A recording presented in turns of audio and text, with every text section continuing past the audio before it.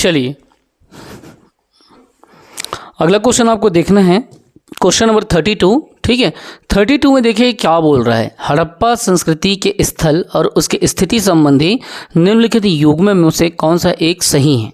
ठीक, तो आपको क्या करना है, उस राज्य और उस स्थान को बताना है। जैसे आलमगीर कहाँ पे है, उत्तर प्रदेश में है, और जो सही नहीं है उसी की आइडेंटिफाई करना है।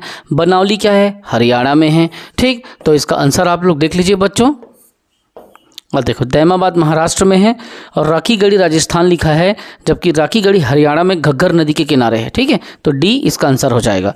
इस क्वेश्चन को बताइए बच्चों, यहाँ पे जो भी आंसर दिए गए हैं उस हिसाब से ये जैसा पहले एक क्वेश्चन को पकड़ लो कि कालीबंगा कहाँ पे है, राखीगढ़ी कहाँ पे है, ऐसा पकड़ो। ठीक है, और दैमाबाद कहाँ पे है, महाराष्ट्र में है, उस हिसाब से बताइए, आराम से बनेगा। जैसे मांडा जम्मू कश्मीर में है। ठीक है, तो इसका आंसर क्या हो जाएगा, ए का 3 में, ए का 3 देखो यहाँ पे मतलब सी हो जाएगा। ठीक है, इसका आंसर सी देखो, यहाँ पे मैं पढ़ के मार्किंग करके रखा हुआ हूँ। मांडा कहाँ है, ये जम्मू कश्मीर में। दैमाबाद कहाँ है, महाराष्ट्र में। कालीबंगा कहाँ है, राजस्थान में। राखीगढ़ी कहाँ है, हरियाणा में है। ठीक, ये क्वेश्चन इसको पकड़ो, और ये भी वैसे ही मिलान करने वाला है। ये स्थल हो गया, ये राज्य हो गया। ठीक, जैसे कि बलू है, बालू, कई बार इसको आपको मिलान करने का क्वेश्चन आएगा तो बनाना पड़ेगा। जैसे ये मांडा है तो मांडा किस में आएगा, फिर पाडरी और हुलास। ठीक है, तो हुलास को अपन पहले ही देख चुके हैं तो इसलिए आपसे बन जाएगा। चलिए इसका आंसर को डी ले लीजिए और डी के हिसाब से इसको बताइए। तो डी में देखो ए का 3। ठीक है, ए में बालू है, बालू किस में आएगा, हरियाणा में आ जाएगा। फिर उसके बाद में बी है, बी का 2 में देख लो बी का, तो मांडा किस में आएगा, जम्मू कश्मीर, अभी जस्ट मैं चर्चा किया हूँ। सी का 4, तो पाडरी किस में, गुजरात में, और हुलास है डी का 1, तो उत्तर प्रदेश। ठीक है, अब यहाँ पे इस क्वेश्चन पे आइए बच्चों। इस क्वेश्चन पे आइए, हड़प्पा संस्कृति के निम्नलिखित स्थलों में कौन सिंध में अवस्थित है। जो सिंध में है उसको बताना है हड़प्पा संस्कृति के बारे में। ठीक है, अब इसमें से क्या आंसर आ सकता है, सिंध में बोल रहा है तो हड़प्पा पाकिस्तान में है, तो वो आंसर तो नहीं होगा। ठीक है, तो यहाँ पे पाकिस्तान वाला शब्द तो देखते ही हम लोग इसको क्या करेंगे, काट देंगे, तो ये इसका आंसर नहीं है। दूसरा मोहनजोदड़ो ये सिंध में अवस्थित है, तो इसको अपन ले लेंगे 2 में। ठीक, तीसरा चन्हुदड़ो भी सिंध में है, और सूरकोटदा ये गुजरात में है, तो ये आंसर नहीं लेंगे, मतलब 2 सही हैं और 3 सही हैं। इसका आंसर बी होना चाहिए।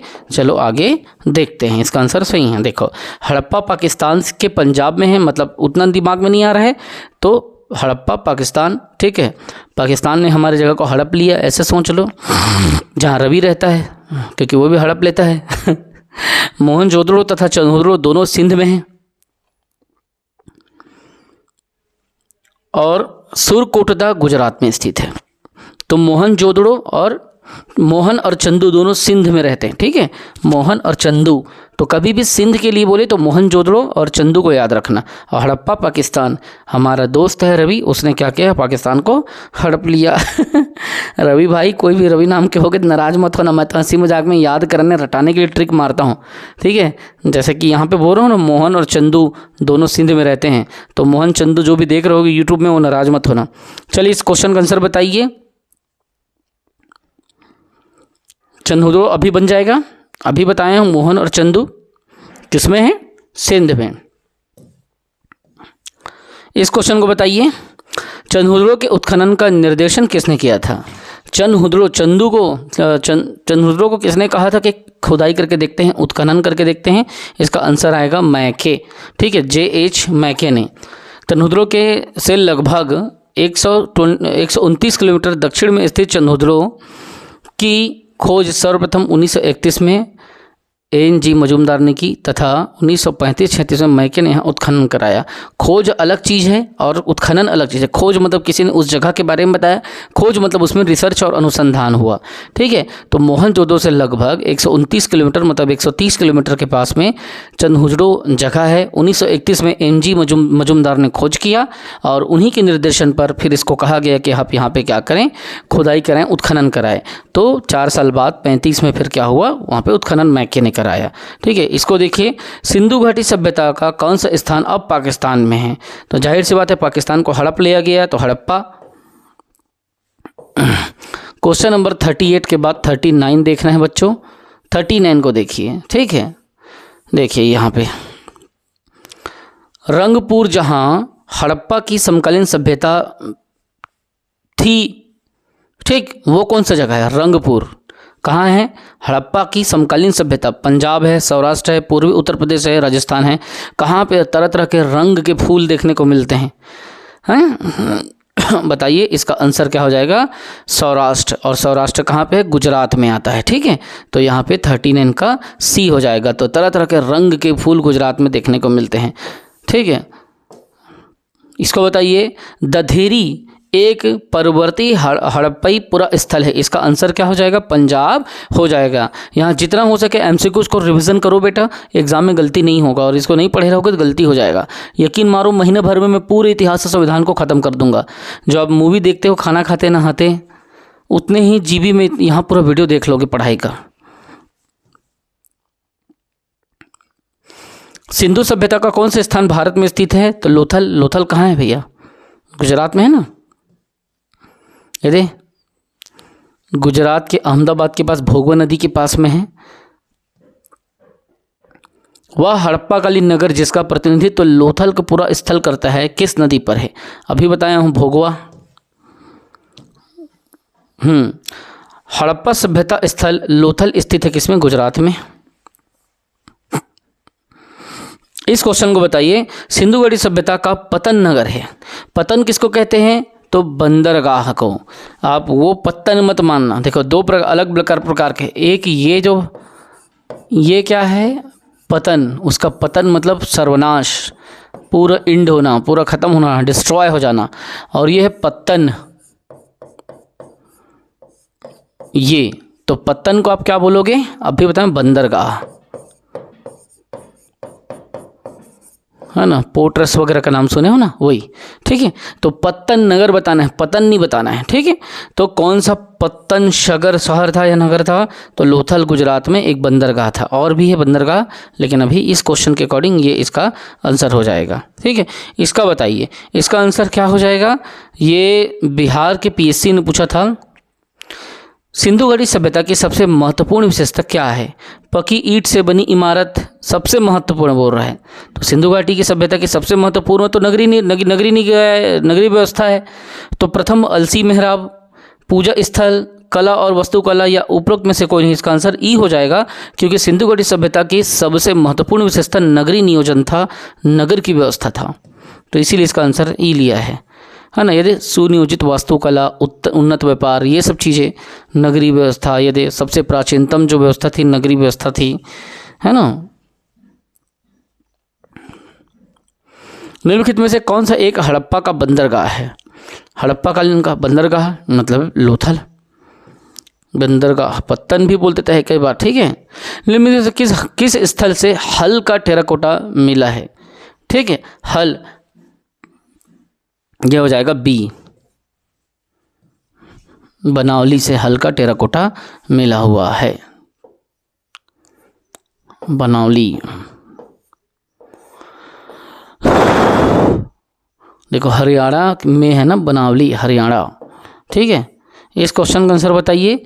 निम्नलिखित में से कौन सा सिंधु घाटी की सभ्यता से संबंधित स्थल नहीं है? कौन सा संबंधित स्थल नहीं है? कालीबंगा राजस्थान, रोपड़ पंजाब, फिर पाटलिपुत्र और लोथल गुजरात। तो कौन सा स्थल जो है सिंधु घाटी सभ्यता से संबंधित नहीं? पाटलिपुत्र, क्योंकि पटना में है ना, पटना को पाटलिपुत्र कहते हैं। अगले इस क्वेश्चन का आंसर बताइए।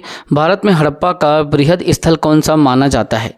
बृहद मतलब सबसे बड़ा नगर भारत में हड़प्पा का। एक राखी गढ़ी है यहाँ पे, ठीक, इसके अकॉर्डिंग यहाँ पे जो ऑप्शन दिया है कि, और एक धौलावीरा, तो धौलावीरा से भी बड़ा राखी गढ़ी है ना। यहाँ पे देखिए इस क्वेश्चन को, हरियाणा के हिसार जिले में अवस्थित राखी गढ़ी हड़प्पा सभ्यता का सबसे बड़ा स्थल है। मोहनजोदड़ो, हड़प्पा और गौनीरी वाला जो पाकिस्तान में है, तथा राखी गढ़ी, अब ये तो सब बाहर है। मोहनजोदड़ो कहाँ है? बाहर है ना। हड़प्पा पाकिस्तान में है, ये उधर छोड़ो। ये सिंध में चल दिया, एक गौनीवाला भी पाकिस्तान में है, ये सभी तो पाकिस्तान में है। सबसे बड़ा तो मोहनजोदड़ो है, लेकिन उसके बाद आता है राखीगढ़ी और धौलावीरा, ये दोनों भारत में हैं। ठीक है, राखीगढ़ी और धौलावीरा दोनों भारत में हैं और राखीगढ़ी हरियाणा में है। ठीक, तो यहाँ पे आपको चौथे नंबर पर राखीगढ़ी आ रहा है, इसीलिए ये दोनों बड़ा नगर है, धौलावीरा और राखीगढ़ी। तो सबसे बड़ा नगर राखीगढ़ी भारत में है। ठीक है, धौलावीरा दूसरा बड़ा नगर है इसका, इस चीज़ को लेना। तो ये टोटल बड़े मतलब हड़प्पा सभ्यता के 5 शहर है, 5 नगर है, मोहनजोदड़ो, हड़प्पा, फिर गनवेरीवाला, राखीगढ़ी और धौलावीरा। तो 5 बड़े नगर में राखीगढ़ी भारत का सबसे बड़ा हड़प्पाकालीन नगर माना जाता है। ठीक, भारत का सबसे बड़ा हड़प्पा स्थल कौन सा है? राखीगढ़ी, ये दे है। और राखीगढ़ी नहीं रहता तो धौलावीरा रहता, धौलावीरा ले लेते हैं। ठीक है, इसको बताइए, इस ऑप्शन में देखिए दिया है। देखें, स्थापित सिंधु घाटी सभ्यता जिन नदियों के तट पर बसी थी वे कौन कौन सी थी? ठीक, वो कौन कौन सी नगर थी जहाँ पे सिंधु घाटी सभ्यता बसी थी? तो वो नगर के तट पे रहने वाले, है ना, तो वो तट में क्या होगा? नदी होगा। तो उन्हीं नगर के तट पे जो नदी है उस नदियों का नाम बताना है जो सिंधु घाटी सभ्यता के समय पे चलता था। तो पहला देख लीजिए, सिंधु घाटी बोलते हैं तो सिंधु तो पहला ही हो गया। चेनाब नदी, चेनाब नदी को जानते ही हैं। झेलम है, झेलम को जानते हैं। गंगा नदी नहीं था। ठीक, ये उत्तराखंड वाला एरिया है और वहाँ से बहते हुए फिर ये बहते हुए जाकर के उधर बंगाल की खाड़ी वगैरह में मिल जाता है ना। तो उस एरिया को छोड़ो, अभी आप ये सिंधु को जानो, चेनाब को जानो, झेलम को जानो। तो 1 2 3 किस में होगा? 1 2 3 बी में है, तो बी इसका आंसर हो जाएगा। गंगा शामिल इसमें नहीं था बच्चों। ठीक, इस क्वेश्चन को विलोपित कर दिया था, इसीलिए अपन इस क्वेश्चन को नहीं पढ़ेंगे। जो विलोपित नहीं है उसको देखेंगे। उत्तराखंड पीएससी का क्वेश्चन है 53 नंबर का 53 का। ठीक है, सिंधु घाटी के लोग पूजा करते थे, किसकी करेंगे भैया? पशुपति की, इंद्र और वरुण की, ब्रह्मा की, विष्णु की। तो यहाँ पे आपको क्या लेना है? इस जगह पे देख लो, पशुपति की लिया हुआ है ना, वो भी भगवान शिव था। और इसकी जानकारी हमको जो मोहनजोदड़ो से मुहर मिला है ना, उससे समझ आता है। उसमें भगवान पशुपति का क्या है? चित्र है, जिस पर योगी की आकृति बना हुआ है। ठीक, देखो एक बार, सिंधु घाटी के लोग पशुपति अर्थात भगवान शंकर की पूजा करते थे, प्रकृति पूजा तो करते थे, इनका भी पूजा करते थे। इसका प्रमाण कहाँ से पता चला? मोहनजोदड़ो से एक मुहर मिला, वहाँ पे योगी की आकृति बनी है। तो यहाँ पे इसका आंसर पशुपतिनाथ लेना। इंद्र, अरुण, वरुण ये सब मत लेना, ये सब वैदिक काल में आएंगे।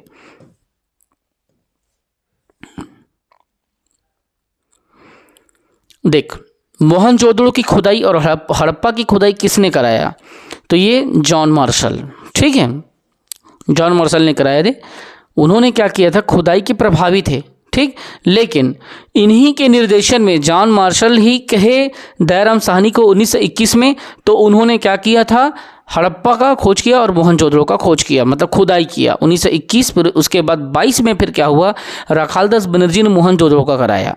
तो हड़प्पा का 1921 में दयाराम साहनी ने किया और 22 में राखालदास बनर्जी ने किया था।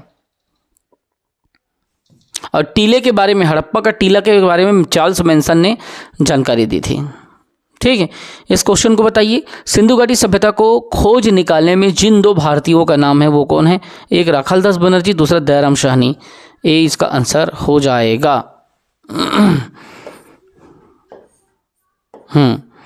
इस क्वेश्चन को बताइए, निम्नलिखित में से कौन सा सुमेलित नहीं है? हड़प्पा की खोज दयाराम साहनी ने किया। ठीक, लोथल का अब भी जस्ट हम लोग बात किए हैं और इससे पहले भी बात की, कौन सा सुमेलित नहीं है? इसका आंसर डी लेना, धौलावीरा का वी के थापड़। ठीक, अब यहाँ पे आंसर देख लेते हैं। हड़प्पा का दयाराम साहनी ने किया, लोथल का एस.आर. राव ने किया, सुरकोटदा का जे.पी. जोशी ने कराया और धौलावीरा का उत्खनन जो है वी के थापड़ ने कराया। ठीक है, तो जो सुमेलित नहीं है, देखो धौलावीरा का उत्खनन वी के थापड़ ने नहीं कराया, ठीक, बल्कि बिष्ट ने कराया, R.S. बिष्ट ने। तो यहाँ पे बिष्ट लिख दोगे तो सही हो जाएगा, है ना। जैसे कि हड़प्पा को दयाराम साहनी ने क्या किया था? खोज कराया था, उत्खनन कराया था, है ना, ये तो क्लियर है। फिर लोथल का एस.आर. राव ने उत्खनन कराया, ये भी सही है। सुरकोटदा का जे.पी. जोशी ने कराया, तो हड़प्पा को दया करके जाके खोदवा ही दिया था।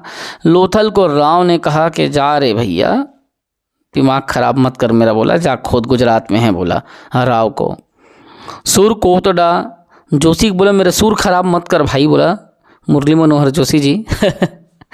एस.आर. राव के बाद में जेपी जोशी, लेकिन वो जोशी का याद दिया जाता है मुझे। तो सुर कोटे तक बोलता है मेरा सुर खराब मत कर भैया, तू जा खोदाई कर जा, है ना। तो सुर से जोशी का सुर मिल गया। और धौलावीरा को आप क्या करना, बिष्ट को याद रखना। बिष्ट ने खोज किया था, ना कि थापड़ ने। ठीक, इतनी बातें आपको बेसिक चीज़ें याद रखना है। एक क्वेश्चन, हड़प्पा का उत्खनन कराने वाले प्रथम पुरातात्विक जो इसके महत्व को नहीं समझ पाए थे। हाँ, जबरदस्त क्वेश्चन है बाबा। हड़प्पा का उत्खनन कराने वाला पहला पुरातात्विक जो इसके महत्व को नहीं समझ पाए थे, कौन होगा बताओ भैया? कनिंघम है क्या? देखो कनिंघम को ही आंसर लिया है। और ये कौन है? हाँ, फादर ऑफ आर्कियोलॉजी कहते हैं ना, डी। निम्नलिखित में से कौन हड़प्पा और मोहनजोदड़ो के उत्खनन से संबंधित नहीं थे? कौन सा हड़प्पा और मोहनजोदड़ो के उत्खनन से संबंधित नहीं थे बच्चों? तो राखालदास बनर्जी थे, हैं? नहीं थे, मिल रहे हैं आपको। ये वी.ए. स्मिथ नहीं थे, है ना। तो राखालदास बनर्जी थे, दीक्षित थे, एम.एस. वत्स थे, लेकिन वी.ए. स्मिथ नहीं थे। ठीक, सीधा आप नीचे आ जाओ। यह विवादित क्वेश्चन को नहीं कराएंगे अपन।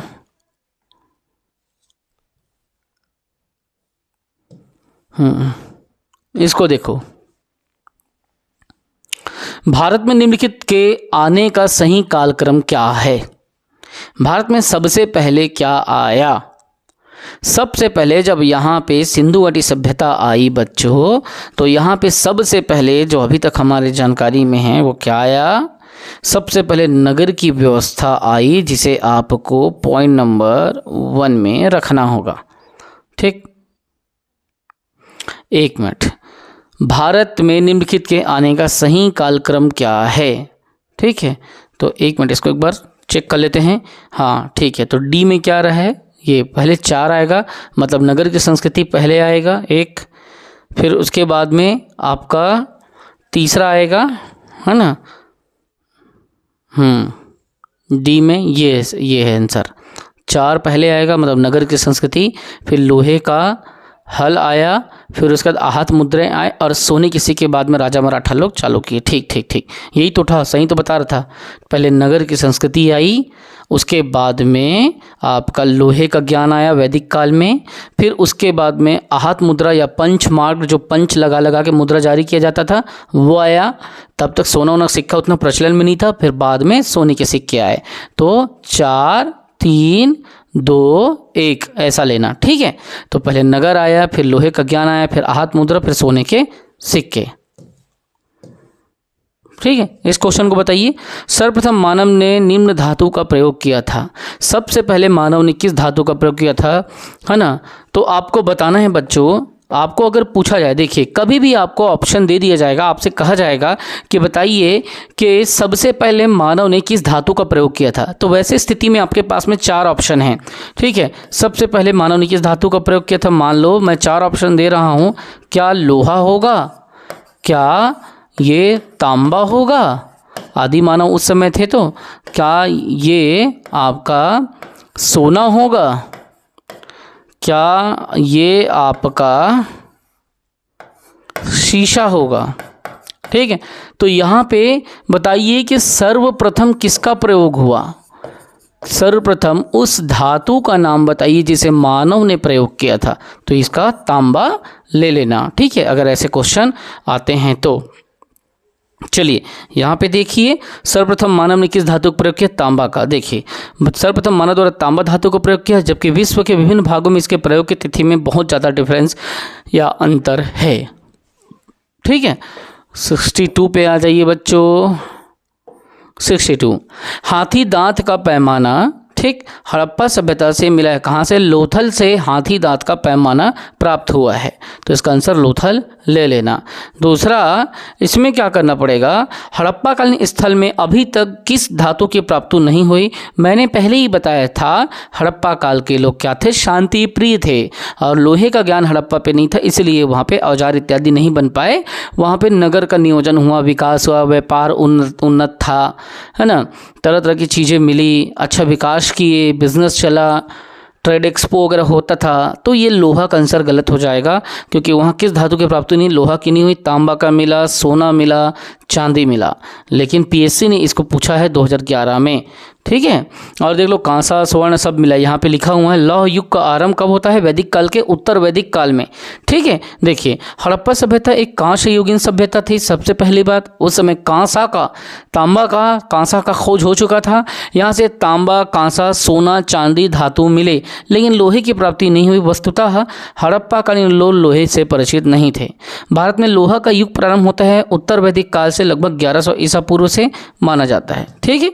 इस क्वेश्चन का आंसर बताइए, निम्न में कौन सा स्थल घग्गर और उसकी सहायक नदियों की घाटी में स्थित है? घग्गर नदी, ठीक, तो घग्गर नदी और उसकी सहायक नदियों की घाटी में स्थित है।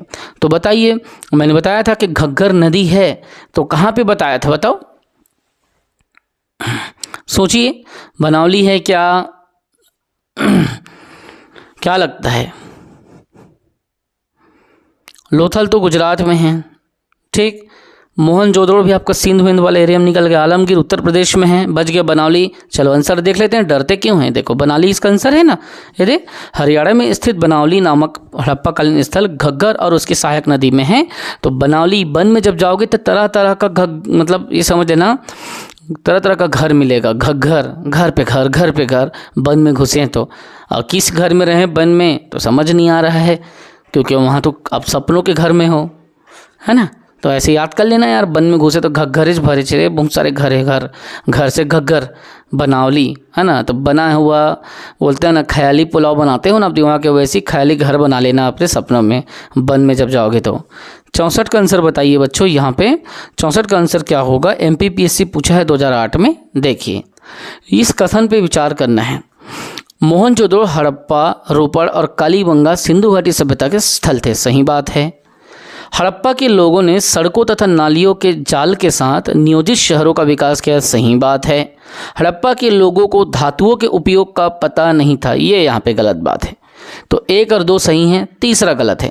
तो 1 और 2 किस में है? ए में है, ठीक। इस क्वेश्चन को, स्टेटमेंट को पढ़ो और बताओ कि इसका आंसर आप क्या लेना चाहोगे। देखिए, मोहनजोदड़ो और हड़प्पा नगर अब विलुप्त हो गए हैं बोल रहा है।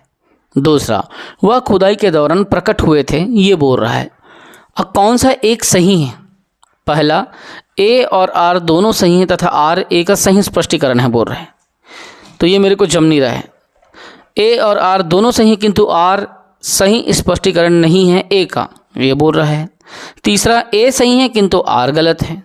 चौथा, ए गलत है किंतु आर सही है। देखो, मोहनजोदड़ो और हड़प्पा नगर अब विलुप्त हो गए, ये तो सही बात है। तरह तरह के विद्वानों ने अपना मत किया, बाढ़, भूकंप, तरह तरह का अपना अपना मत बताया, इसलिए हड़प्पा और मोहनजोदड़ो अब नहीं है। लेकिन वह खुदाई के दौरान प्रकट हुए, ये थोड़ा सा मुझे नहीं आ रहा है। वो भी सही है, खुदाई की तब तो लोगों को जानकारी हुआ, लेकिन इसका डायरेक्ट, इसका एक तो विलुप्त हो जाना और खुदाई के दौरान प्रकट होना, एकदम डायरेक्ट उसका रिलेशन नहीं है। तो दोनों सही हैं पर एक दूसरे की सही व्याख्या नहीं है। इसका बी होना चाहिए। ए और आर दोनों सही हैं किंतु आर सही स्पष्टीकरण नहीं है, ए का, बी है।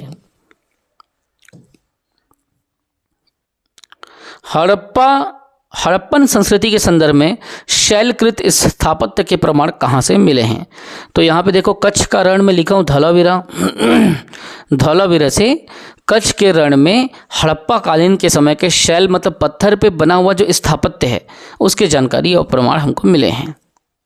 गुजरात में कच्छ का रण। धौलावीरा किस राज्य में स्थित है? गुजरात में है।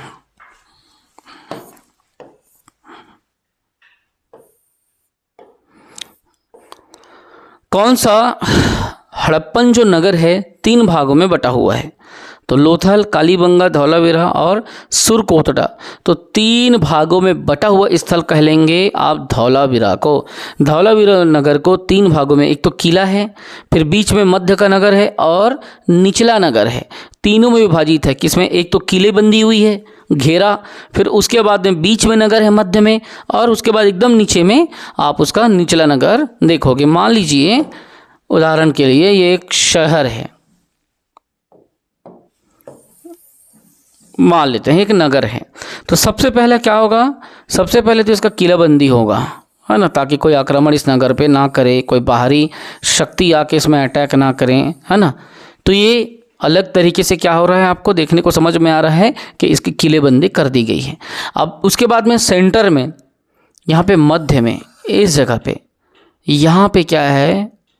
सुरक्षा की दृष्टि से एक नगर है, ठीक है। अब उसको क्या है? निचले नगर से, दूसरे नगर से ढका गया है। यहाँ पे जन सामान्य लोग रहते हैं, आप और हम जैसे, और यहाँ पे राजा लोग, नेता लोग रहते हैं, समझ लो बड़े लोग इस नगर में, राजा लोगों का नगर। तो एक तो पहले किलाबंदी हो गया, किलाबंदी हुआ तो डायरेक्टली मतलब समझ लो कि यहाँ पे किले की रक्षा हो रहा है, और अगर आक्रमण होगा तो पहले जन सामान्य के पास होगा, लोकल पब्लिक के पास, और राजा तक आक्रमण होने तक ये सब सजग हो जाएंगे। तो इस टाइप का संरचना बनाया जाता है ताकि सिचुएशन को राजा कंट्रोल कर सके, ठीक है।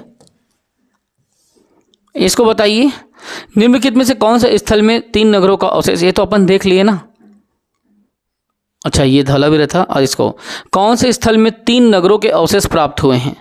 कालीबंगा में भी हुआ है और धौलावीरा। तो लेकिन देखो यहाँ पे इस चीज़ को देखो, ये क्या बोल रहा है? कौन से स्थल में 3 नगरों के अवशेष, ठीक। 3 भागों में बोलता तो हमने क्या किया था? धौलावीरा लिया था। लेकिन 3 नगरों के अवशेष, 3 अलग अलग नगर के, इसके लिए आपको कौन सा आंसर लेना पड़ेगा? इसके लिए धौलावीरा लेना पड़ेगा, ठीक है। धौलावीरा, क्योंकि हमने यहाँ पे धौलावीरा को अभी देखा है तो इसको धौलावीरा ले लेना। एक ही है, ये घुमा दिया है बस और कुछ नहीं किया, क्वेश्चन को घुमा घुमा पूछा है। 2021 में आईएएस का क्वेश्चन है ये। निम्नलिखित में से कौन सा प्राचीन नगर अपने उन्नत जल संचय और जल प्रबंधन के लिए प्रसिद्ध है, जहाँ बांधों की श्रृंखला का निर्माण किया गया था और संबद्ध जलाशयों में नहर के माध्यम से जल को प्रवाहित किया जाता था, ठीक। तो देखो अब आपको यहाँ पे क्या है? जल प्रबंधन की या बांधों के बारे में पूछ रहा है। इसका आंसर सही लेना है आपको, कौन सा? धौलावीरा में। धौलावीरा एक हड़प्पई नगर था, गुजरात राज्य में है धौलावीरा, ठीक है। और एक अपने बांध के जल संचय के लिए या जल निकासी प्रणाली के लिए ये जाना जाता था, इतना आपको जान लेना है। तो धौलावीरा कहाँ है? धौलावीरा गुजरात में है और बांध वहाँ पे सुविधा था, ठीक है।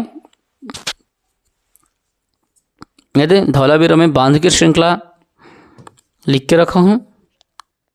इसको बताइए, ये वाला क्वेश्चन को 72, एक उन्नत जल प्रबंधन व्यवस्था का साक्ष्य प्राप्त हुआ है, कहाँ हुआ है? अब भी जस्ट धौलावीरा में हम लोग देखे हैं ना, यदि इस क्वेश्चन को बताइए, किस स्थल से द्विशव संस्कार मतलब डबल बरियल का प्रमाण मिला है? 2 शव संस्कार के बारे में, है ना, द्विशव संस्कार के बारे में मिला है, लेकिन ये विलोपित हो गया है। तो सही उत्तर तो लोथल होना चाहिए, लेकिन जो विलोपित है उसको चर्चा अपन नहीं करेंगे क्योंकि कंफ्यूज होता है इंसान। हड़प्पई स्थल सनौली के अभी हाल में उत्खनन से प्राप्त हुए हैं। तो सनौली एक नया छोटा सा स्थल आ गया, तो यहाँ से क्या प्राप्त हुआ है? मानव के शवदान, ठीक।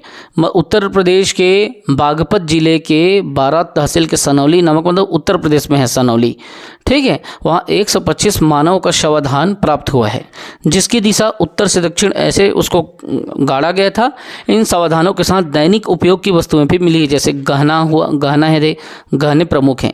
इसके साथ ही कुछ जानवर को वहाँ पे सुला दिया जाता था साथ में शवदान प्रणाली में, तो उसके हड्डी भी देखने को मिले हैं, ठीक है। अब इसको बताइए, हड़प्पा स्थल मांडी भारत के किस राज्य में? मांडी उत्तर प्रदेश में है और सनौली भी उत्तर प्रदेश में है, ठीक है।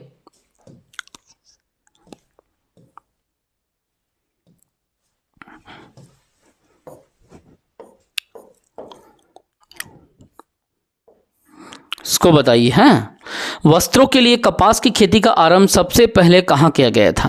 कपास की खेती, सबसे पहले कपास के लिए आप भारत लेंगे क्या? भारत ही लेना, ठीक। वस्त्रों के लिए जो वो वस्त्र निर्माण किया जाता था, कपास हमारी धरती की खेती है, ठीक है, और भारत में ही शुरू से हो रहा है। और वस्त्रों के लिए कपास की खेती का प्रारंभ सर्वप्रथम भारत ने किया। 1922 में राखालदास बनर्जी के नेतृत्व में सिंधु नदी के किनारे मोहनजोदड़ो, वर्तमान पाकिस्तान के लरकाना जिले में स्थित उत्खनन से कपास के सूत मिले हुए हैं, ठीक है। इस क्वेश्चन को देखिए, बताइए यहाँ पे निम्नलिखित में से कौन सा स्थल जो है, लक्षण जो है सही है, और आपको बताना है इसके बारे में।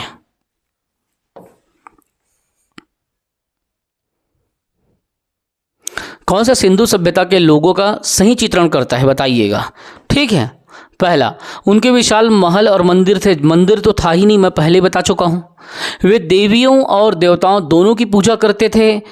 अब यहाँ पे सही बात है, वो भेदभाव नहीं करते थे, प्रकृति पूजा करते थे, मतलब धरती माता की पूजा करते थे, मैं बताया था ना। और आपको हम लोग बताए थे कि भगवान शंकर की भी पूजा करते थे करके, तो वे ये दूसरा सही है। वे युद्ध में घोड़ों द्वारा खींचे गए रथों का युद्ध तो करते नहीं थे, क्योंकि वो शांति प्रिय थे। तो केवल एक सही है, महल और मंदिर तो था नहीं। दूसरा, युद्ध करते नहीं थे, तो दो सही है, तो दो कहाँ हैं? बी में हैं। इस क्वेश्चन को देखो, सिंधु घाटी सभ्यता के संदर्भ में निम्नलिखित कथनों पर विचार कीजिए। यह प्रमुखतः लौकिक सभ्यता थी तथा उसमें धार्मिक तत्व यद्यपि उपस्थित था लेकिन वर्चस्वशाली नहीं था। सही बात है। उस काल में भारत में कपास के वस्त्र बनाए जाते थे, क्योंकि कपास के हमको प्रमाण मिले हैं। अच्छा, एक बात और, यहाँ पे कपास का ये देखते हैं हम लोग, एक मिनट, है ना। देखो ये यहाँ पे है, क्वेश्चन आए थे, कपास की खेती का आरंभ सबसे पहले कहाँ हुआ, तो ये हमने भारत लिया, लेकिन किसने किया इसकी पहचान? तो अगर ऐसा क्वेश्चन आ गया तो राखालदास बनर्जी के नेतृत्व में सिंधु नदी के किनारे मोहनजोदड़ो, जो कि पाकिस्तान में लरकाना में है, तो कई बार बोल देते हैं कहाँ से प्रमाण मिला कपास के सूत का, तो लरकाना जिला वो किस में आता है? पाकिस्तान में, ठीक है। तो ऐसा भी पूछ देगा, कब खुदाई? 1922 में हुआ था, तो इसमें मोहनजोदड़ो में। 1921 में किसका हुआ था? हड़प्पा का। 1922 में किसका? मोहनजोदड़ो का। तो ये स्थल को थोड़ा सा याद रखेंगे बच्चों, तब आपको अच्छा लगेगा, है ना। तो 78 का 2 अपन ने देखा, 1 और 2 दोनों सही हैं, ठीक है। इसमें 79 को आपको देखिए, इसको बताइए, निम्न स्थानों पर किस एक स्थान पर सिंधु घाटी सभ्यता से संबद्ध विख्यात वृषभ मुद्रा प्राप्त हुई है? तो ये इसका आंसर हो जाएगा कौन सा? मोहनजोदड़ो से यहाँ पे विख्यात एक प्रमुख वृषभ का मुद्रा प्राप्त हुआ है। अगर ये RAS का है, राजस्थान एडमिनिस्ट्रेटिव सर्विस, ठीक। और ये क्वेश्चन पहले पूछा गया है, मतलब ये इंपॉर्टेंट है। RAS का क्वेश्चन बहुत ज़बरदस्त और तगड़ा क्वेश्चन माना जाता है। जैसे UPPCS का माना जाता है, वैसे RAS का भी बहुत तगड़ा क्वेश्चन माना जाता है राजस्थान का। तो इसीलिए इसको अच्छे से करना है। और ये जो था हमको जो मिला है ना, ये वृषभ मुद्रा, ये जो प्राप्त हुई, इसमें कुबड़ वाले बैल के बारे में भी जानकारी मिलती है। देखो, मोहनजोदड़ो से प्राप्त जो कुबड़ वाले बैल की आकृति युक्त जो मुहर मिली है ना, तो वहाँ पे बहुत ज़्यादा उसकी प्रशंसा जो है मार्शल के द्वारा किया गया था। बैल के अंगों का जो उभार है और शरीर के अनुपात में जो विशिष्टता दिखाई है वो बहुत स्पेशल माना जाता है। तो ये ऐसा किसने ऐसा इसका तारीफ़ किया था? तो जॉन मार्शल महोदय ने किया था। ये मोहनजोदड़ो से जो उसको मिला था कुबड़ वाले बैल। तो कई बार आपको पूछ जाएगा कि उस मुहर का नाम बताइए जो कुबड़ वाले बैल से युक्त था, वो किस जगह से मिला, तो आप मोहनजोदड़ो ले लेना, ठीक। इसको बताइए, सिंधु सभ्यता से प्राप्त मुहरों में कौन से वृक्ष की आकृति मिलती है? आम की, पीपल की, पारिजात की और साल की। पारिजात ले लें क्या? नहीं लेंगे, तो क्या लेंगे? पीपल लेंगे। देखो इसलिए मैं डॉट मार के रखा भी हूँ, ठीक है। तो सिंधु सभ्यता से प्राप्त मुहरों में कौन से वृक्ष की आकृति मिलती है? पीपल की। देखिए, सिंधु सभ्यता काल में सर्वाधिक मुहरें सेलखड़ी की बनी थी। अगर आपको पूछा जाए किस धातु की किसकी बनी थी, सबसे ज़्यादा मुहर सेलखड़ी की बनी थी। इसके अतिरिक्त कांचली मिट्टी, चट, गोमेद आदि के भी मोहरे प्राप्त हुई हैं, लेकिन सबसे ज़्यादा सेलखड़ी से मिला है। अधिकांश मोहरे वर्ग आकार का या 4 कोने का चौकोर आकृति का मिला है। कुछ सहरे में इसके गोल आकार पे, घन आकार पे या बेलन के आकार के भी मोहरे मिले हैं। सिंधु सभ्यता से प्राप्त मोहरों में पीपल के वृक्ष की जानकारी मिलती है। याद रखना, कभी भी आपको पूछ देगा। अगर आपको ऐसे ही क्वेश्चन पूछ दिया जाता है, मान लीजिए कि जो सिंधु घाटी सभ्यता है, तो उस समय पे सिंधु घाटी सभ्यता में या उस समय पे इंडस वैली सिविलाइजेशन के समय पे किस वृक्ष का जानकारी मिला, तो ये वृक्ष इतना इम्पोर्टेंट है क्योंकि ये मुहर में इसका चर्चा है। तो कौन से वृक्ष मिला? अगर यहाँ पे मैं 4 ऑप्शन अगर आपके बीच में रखता हूँ तो आप बता सकते हो, है ना। तो जानबूझ के इसको इसलिए यहाँ पे लिख रहा हूँ ताकि आपको याद रहे, क्या बरगद था या क्या पीपल था या क्या वो खैर वृक्ष था या क्या वो पारिजात था। तो कौन सा आंसर होगा? पीपल का वृक्ष। जानबूझ के बता रहा हूँ क्योंकि ये सब यूनिक क्वेश्चन पूछे गए हैं और कभी भी पूछे जा सकते हैं, इसीलिए इन सभी क्वेश्चनों को आपको रिवीजन करना चाहिए। ठीक, अगला क्वेश्चन देखिए। इस क्वेश्चन पे देखिए, ये क्वेश्चन अच्छा सा लग रहा है मेरे को और ये उत्तर प्रदेश में पूछा गया था। हाँ, देखिए, निम्नलिखित में से किस पशु का अंकन जो है हड़प्पा संस्कृति की मोहरों पर नहीं मिलता? बहुत इजी है, ठीक, बताइएगा। बैल का मिलता है, हाथी, घोड़ा, भेड़, किसका नहीं मिलता? हड़प्पा सभ्यता में जो मुहरें प्रयोग हुई हैं उसमें किसका प्रयोग नहीं हुआ है? घोड़ा का। देखो, घोड़ा क्या था, राजा महाराजाओं के युद्ध में बहुत प्रयोग होता था, तो वैदिक काल जब आएगा तब इसका प्रयोग करना घोड़ा का। बाकी बैल, हाथी, भेड़ का मिला है, ठीक है, घोड़ा का नहीं मिला है। ठीक है, क्वेश्चन नंबर 82 पे आ जाइए बच्चों। किस पशु के अवशेष सिंधु घाटी सभ्यता से प्राप्त नहीं हुए हैं? फिर देखिए, एक शेर है, एक घोड़ा है, एक गाय है, एक हाथी है। तो यहाँ पे ना थोड़ा सा दिक्कत हो जाता है। ठीक, यहाँ पे घोड़ा दिया है और यहाँ पे शेर, तो थोड़ा सा आप लोग कंफ्यूज हो जाते हो। तो यहाँ पे आंसर ले रहा है किसका? शेर को ले रहा है ना। बाघ के प्राप्त हैं अपने पास, ठीक, लेकिन घोड़ा भी दिए है। तो किस पशु के अवशेष सिंधु घाटी सभ्यता में प्राप्त नहीं हुए हैं? अवशेष, ठीक। अब नीचे पढ़ के देख लेते हैं तो यहाँ पे हमारा क्लियर हो जाएगा, ठीक। इसीलिए तो इस बुक को मैं पढ़ा रहा हूँ ताकि कहीं पे भी आपको डाउट लगे तो अपन डिटेल में जा सकें, है ना। तो दोनों में से क्यों लिया उसको ए को आंसर, है ना। इसीलिए चलो देखो, दिए गए विकल्पों में से गाय और हाथी के अवशेष तो सिंधु घाटी सभ्यता से प्राप्त हुए हैं, एकदम क्लियर। 4 ऑप्शन है, तो गाय और हाथी हमने साइड में रखा, घोड़ा और शेर बचा हुआ है। किंतु घोड़े के अवशेष सिंधु घाटी की सभ्यता से प्राप्त होने के संबंध में विद्वानों में मतभेद है। अब देखो, जहां पे शेर भी दे दिया और घोड़े दे दिया, वहां पे क्या करोगे? कुछ विद्वान में मतभेद है। अगर शेर नहीं रहता तो डायरेक्ट अपन घोड़ा ले लेते, लेकिन शेर भी है और घोड़ा भी है। अब देखो, विद्वानों में मतभेद है। आधुनिक जब उत्खनन आया तो आधुनिक उत्खनन के निष्कर्षों के आधार पर बहुत सारे जो प्रख्यात विद्वान थे घोड़े के अवशेष के सिंधु घाटी की सभ्यता से प्राप्त होने के जानकारी की पुष्टि की है। अभिमत अर्थात उनकी अप्रूवल था कि वहाँ पे घोड़े के अवशेष मिले हैं। दूसरी ओर सिंधु घाटी सभ्यता के उत्खनन से शेर के अवशेषों की प्राप्ति का उल्लेख नहीं प्राप्त होता।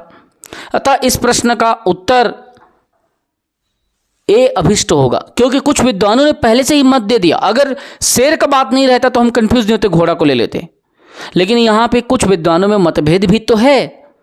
तो उस समय क्या हुआ, जब ये ऑप्शन आया तो इसका आंसर ये कहीं दूसरे जगह का नहीं है। ये क्वेश्चन हमारे छत्तीसगढ़ के पीएससी का 2011 का आंसर है। इसीलिए इस क्वेश्चन पे थोड़ा बल मैंने दिया कि किस पशु के अवशेष सिंधु घाटी सभ्यता से प्राप्त नहीं हुए हैं, तो शेर के बोल रहा है। जबकि शेर नहीं रहता तो डायरेक्ट हम घोड़ा मार देते, क्योंकि कुछ विद्वान घोड़ा प्राप्त हुए करके बोले हैं, शेर के बारे में कोई नहीं बोला है। कुछ विद्वान ने कहा कि घोड़ा मिले हैं, इसीलिए मजबूरी में इसको पीएससी ने रखा और शेर को आंसर माना।